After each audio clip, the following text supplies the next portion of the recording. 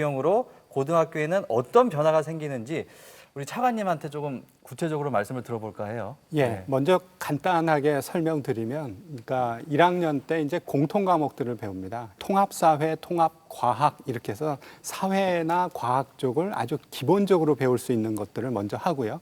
그러면서 자기가 좀 좋아하는 걸 찾을 수 있겠죠. 그러면 그것에 대해서 조금 더 깊이 배울 수 있는 과목들을 이제 학년이 올라가면서 더 많이 선택해서 듣는 이러한 형태로 구성되어 있습니다. 네. 저는 90년대 학교를 다녔는데 그때는 문과랑 이과가 있어서 저는 네. 문과를 선택했거든요. 그럼 그 자체가 아예 없어지나요? 문과, 네, 이과가? 문과, 이과라는 구분 자체가 없어집니다.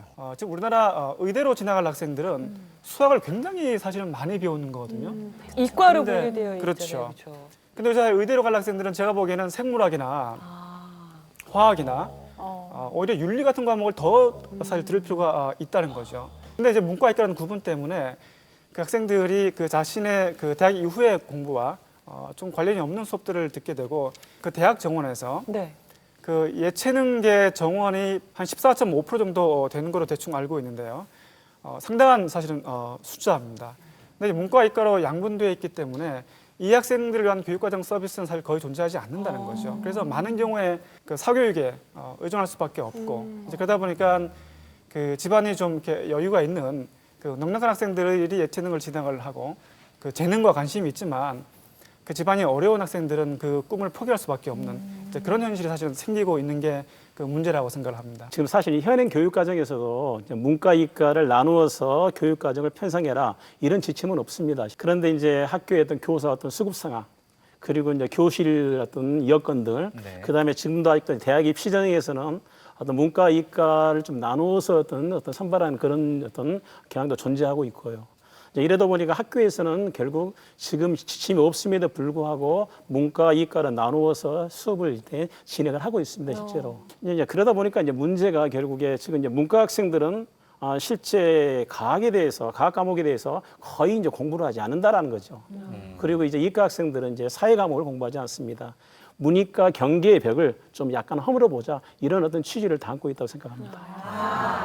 아니 그러면은 그걸 다 배워야 되니까 학생들한테 부담이 되고 더 힘들지 않을까요? 무엇이든 새로운 과목이 나오면 학생들한테 부담이 되는 게 사실입니다. 그래서 통합과학, 통합사회도 아마 학생들한테는 부담이 될 수도 있습니다. 그래서 그런 부분들을 감안을 해서 중학교 때 배웠던 어떤 기초 개념들 이런 것들을 확인하면서 모아놓은 형태로 그래도 쉬운 형태로 그 과목들을 구성했다 이렇게 말씀드리겠습니다. 근데 또 말씀 듣다 보니까 걱정이 되는 게 뭐냐면 요즘에 학원에서도 이렇게 문자 이런 거 많이 오던데요. 오히려 이런 과목들이 더 개설될 것 같아요. 통합사회, 통합과학, 학원이 더 늘어날 것 같은데요. 학원 하나 더 네. 보내야 될 것 같은 엄마 입장에서 그런 마음이 들 수 있어요. 그 사교육을 유발하지 않는 형태로 교육과정을 짜야 되겠다 이런 생각을 굉장히 강하게 갖고 교육과정을 접근했다는 말씀을 먼저 드리겠습니다. 통합과학, 통합사회가 새로운 어떤 학원, 사교육 수요를 늘리지 않도록 기초 소양 수준으로 이렇게 바꿨고요. 우리가 이제 실제로 교과목을 운영하는 데 있어서도 단순히 어떤 새로운 지식들을 습득하는 형태로 하다 보면 사교육이 많이 늘어납니다. 그래서 그렇게 하지 않고 학생들이 정말로 뭔가 새로운 거를 자기네들이 찾아가는 형태로 지금 교육과정을 좀 구성하려고 합니다.